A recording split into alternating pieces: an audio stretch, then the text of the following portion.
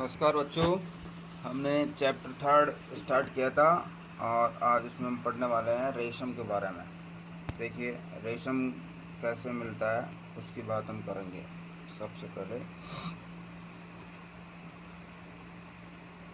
देखिए, रेशम सिल्क के रेशे भी जांतव्य रेशे होते हैं। अर्थात जांतव्य रेशे से क्या मतलब है, ये भी जंतु से प्राप्त होता है। रेशम का एक कीड़ा होता है, उस रेशम कीट से रेशम प्राप्त किया जाता है, इसलिए इसको क्या कहा गया, जांतव्य रेशा कहा गया।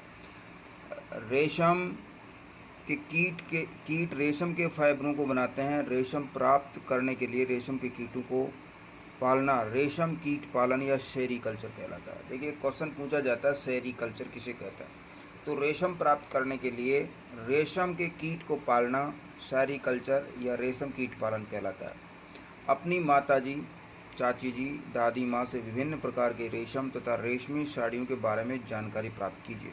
विभिन्न प्रकार के रेशम को सूचीबद्ध कीजिए। तो ये आप अपने घर वालों से बातचीत करके इसके बारे में पता कर सकते हैं कि रेशम कितने प्रकार का होता है, कहाँ से हमें मिलता है। इन सब चीज़ों की आप एक स्टडी कर सकते हैं घर वालों से पूछ करके। देखिए, इससे पहले कि हम रेशम प्राप्त करने के प्रक्रम पर चर्चा करें, रेशम के कीट के जीवन चक्र के बारे में जानना आवश्यक है कि रेशम का कीट अपना जीवन चक्र किस प्रकार से पूरा करता है, किस प्रकार से उसको पाला जाता है।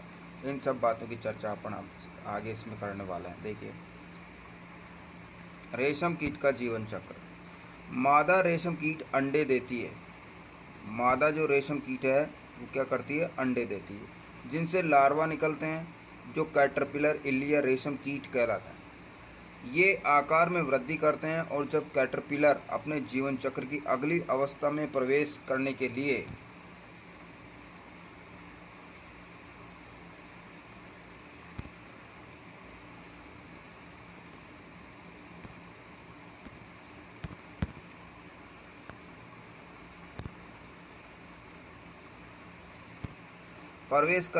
तैयार होता है तो ये प्यूपा या कोशित कहलाता है, जो अपने इर्द गिर्द एक जाल बुन लेता है। ये जाल उसे अपने स्थान में बने रहने में सहायता करता है। फिर ये अंग्रेजी संख्या के 8 के रूप में अपने सिर को एक सिरे से दूसरे सिरे तक ले जाता है। सिर की इस गति के समय कैटरपिलर पतले तार के रूप में प्रोटीन से बना एक पदार्थ स्रावित करता है। देखिए, रेशम जो होता है वो प्रोटीन से बना हुआ होता है, तो प्रोटीन से बना एक पदार्थ स्रावित करता है जो कठोर होकर सूखकर रेशम का रेशा बन जाता है। जल्दी ही कैटरपिलर स्वयं को पूरी तरह से रेशम के रेशों से ढक लेता है और प्यूपा बन जाता है। यह आवरण कोकून कहलाता है। कीट का इसके आगे का विकास कोकून के भीतर होता है। रेशम के रेशों का उपयोग रेशम के वस्त्र बुनने के लिए किया जाता है। क्या आप कल्पना कर सकते हैं कि रेशम का मृदु रेशा स्टील के तार के समान मजबूत होता है। जैसे स्टील मजबूत होता है ना, उसी तरीके से जो रेशम का धागा होता है वो भी मजबूत होता है, बहुत मजबूत होता है रेशम का धागा। देखिए, रेशम का धागा रेशम कीट के कोकून से प्राप्त रेशों से तैयार किया जाता है। रेशम कीट अनेक किस्म के होते हैं जो एक दूसरे से काफ़ी अलग दिखाई देते हैं, और उनसे प्राप्त होने वाला रेशम का धागा गठन अर्थात रुक्षता, चिकनाहट, चमक आदि में भिन्न होता है।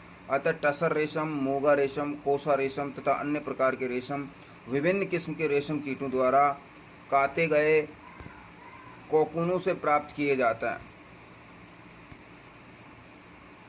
सबसे सामान्य रेशम कीट शहतूत रेशम कीट है। इस कीट के कोकून से प्राप्त होने वाला रेशम फाइबर मृदु, चमकदार और रचीला होता है तथा इसे सुंदर रंगों में रंगा जा सकता है। रेशम कीट पालन अथवा रेशम कीटों का संवर्धन भारत का बहुत प्राचीन व्यवसाय है। भारत व्यावसायिक स्तर पर बहुत अधिक रेशम का उत्पादन करता है। देखिए, क्रियाकलाप 3.5 में बात करता है अपन।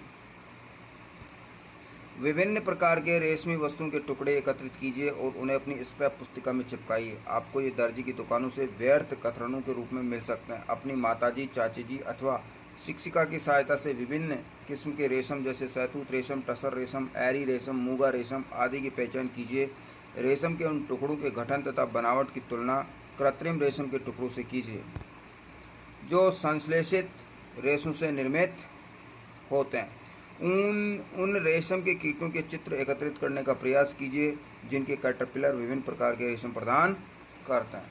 तो ये एक्टिविटी है, आप दर्जी की दुकान से रेशम की कतरने ला सकते हैं और अपने घर वालों से बात करके इनको पहचानने का प्रयास करें कि कौन सा टसर रेशम है, कौन सा मूंगा रेशम है, ठीक है, कौन सा शहतूत रेशम है, कौन सा सिंथेटिक रेशम है। इस तरीके से आप उनकी पहचान करें।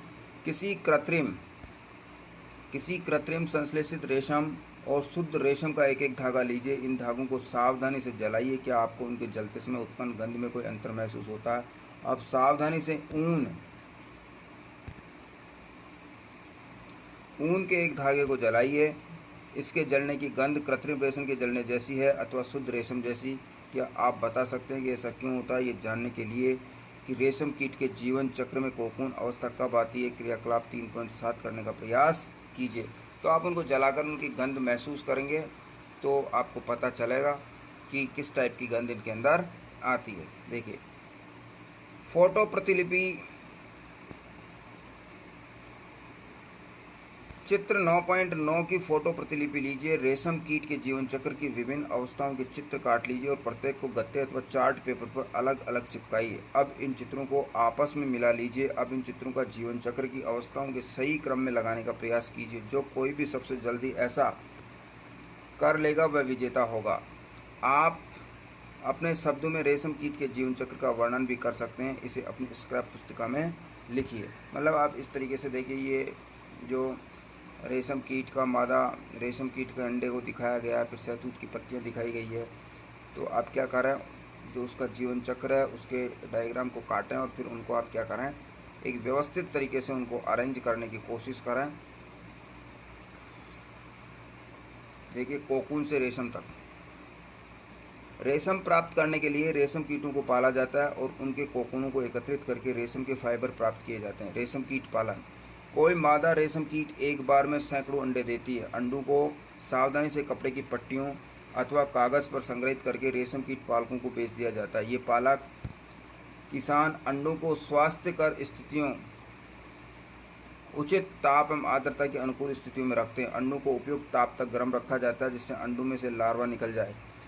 ये तब किया जाता है जब शहतूत के वृक्षों पर नई पत्तियां आती है। लार्वा, जो कैटरपिलर अथवा रेशम कीट कहलाते हैं, दिन रात इन्हें खाते रहते हैं और अमाप यानी आकार में काफ़ी बड़े हो जाता है।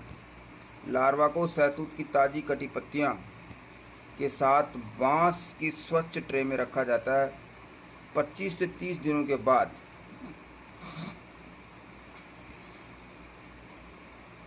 कैटरपिलर खाना बंद कर देते हैं और कोकून बनाने के लिए बांस के बने छोटे छोटे कक्षों में चले जाते हैं। इसके लिए ट्रे में छोटी रैक या टहनियाँ रख दी जाती है जिनसे कोकून जुड़ जाते हैं और कैटरपिलर अथवा रेशम कीट कोकून बनाते हैं जिसके भीतर प्यूपा विकसित हो जाता है। प्यूपा विकसित होने के बाद में रेशम का संसाधन कैसे होता है? देखिए,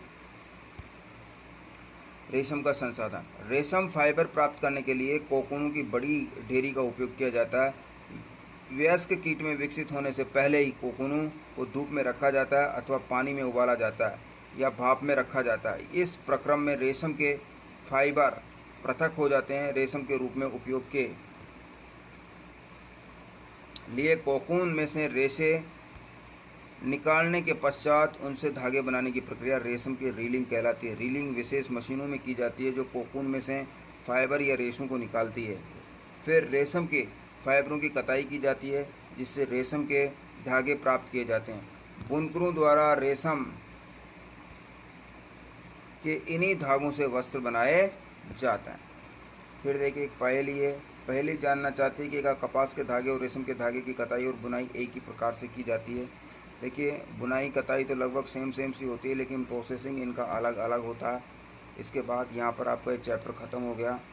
इसके क्वेश्चन आंसर्स की बात अपन नेक्स्ट वीडियो में करेंगे। वीडियो अगर आपको अच्छा लगा हो तो आप अपने दोस्तों को शेयर करें अधिक से अधिक, ताकि अधिक से अधिक लोग इसे देखें। यहाँ पर अपना 3rd चैप्टर ख़त्म हो गया बच्चों। नेक्स्ट वीडियो में हम इसके क्वेश्चन आंसर्स की चर्चा करेंगे। धन्यवाद।